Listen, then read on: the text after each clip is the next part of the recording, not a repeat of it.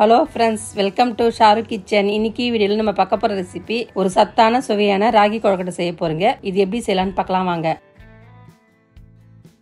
ராகி கொழுக்கட்டை செய்ய ஃபர்ஸ்ட் ஒரு மிக்சிங் பவுலில் 1 கப் ராகி மாவு எடுத்துக்கலாம். கூடவே 1/4 டீஸ்பூன் சால்ட்டு சேர்த்து நல்லா மிக்ஸ் பண்ணிக்கலாம்.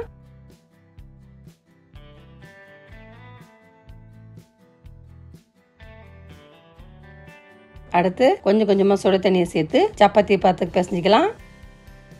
கரண்டியை வச்சு மிக்ஸ் பண்ணுங்க. கையில் பிசைஞ்சா சூடாக இருக்கும். எனக்கு சரியாக 1 கப் அளவு கொளிச்சிங்க.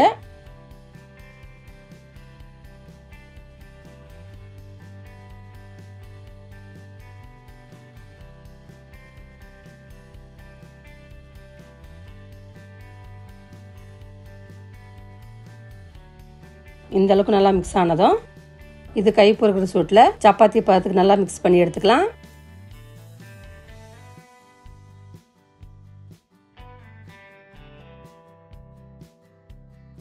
இந்த மாதிரி பிசைஞ்சு எடுத்ததும் இப்போ மூடியை போட்டு மூடி இது அப்படியே இருக்கட்டும். அடுத்து நம்ம பூரணம் செய்ய ஸ்டவ் ஆன் பண்ணி ஒரு பேனை வச்சு 1 கப் ராகி மாவுக்கு 3/4 கப் வெல்லத்தை சேர்த்து 2 டீஸ்பூன் தண்ணியை சேர்த்து நல்லா கரைச்சிக்கலாம். இதுக்கு பாகு பதெல்லாம் தேவையில்லைங்க, வெல்லம் கரைஞ்சா போதும்.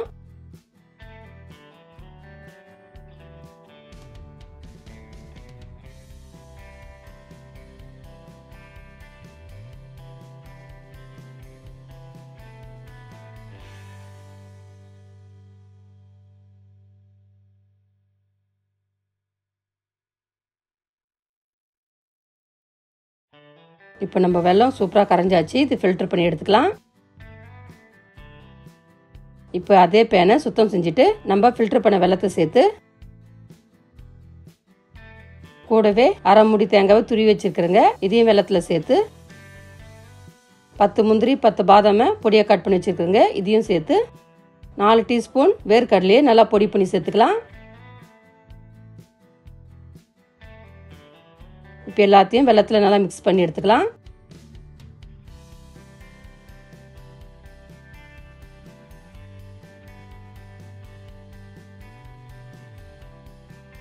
நம்ம வெல்லத்தில் நம்ம சேர்த்த பொருள்லாம் 3 நிமிஷம் நல்லா குக் ஆகட்டுங்க.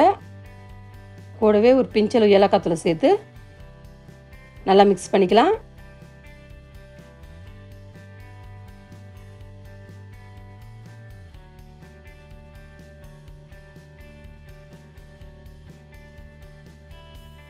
நம்ம பூர்ணம் இந்த அளவுக்கு கெட்டியான உடனே ஸ்டவ் ஆஃப் பண்ணிட்டு இதை ஆற வச்சுக்கலாம்.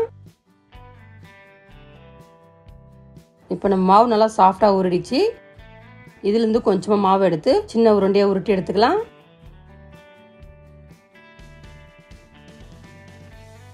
இந்த மாதிரி உருட்டி எடுத்ததும் ஒரு தட்டில் பாலித்தீன் பேப்பரை வச்சு நம்ம உருண்டையை பூரி ஷேப்புக்கு தட்டி எடுத்துக்கலாம்.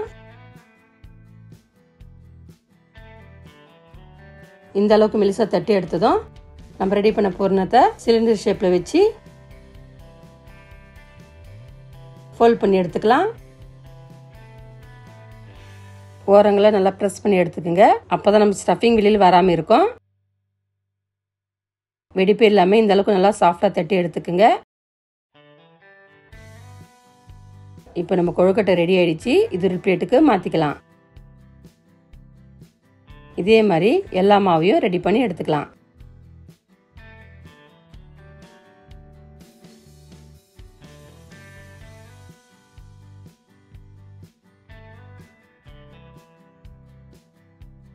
நம்ம கொழுக்கட்டை இந்த மாதிரி ரெடி ஆனதும் இது அப்படியே இருக்கட்டும்.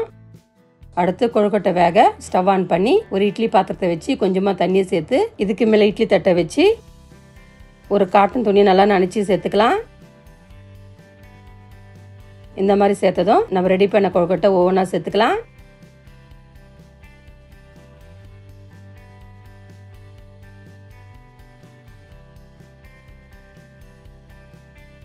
இப்போ மீதமுள்ள துணியை சுற்றிலும் ஃபோல்ட் பண்ணிக்கலாம். அப்போ தான் ஆவி தண்ணி போகாமல் நம்ம கொழுக்கட்டை நல்லா வருங்க.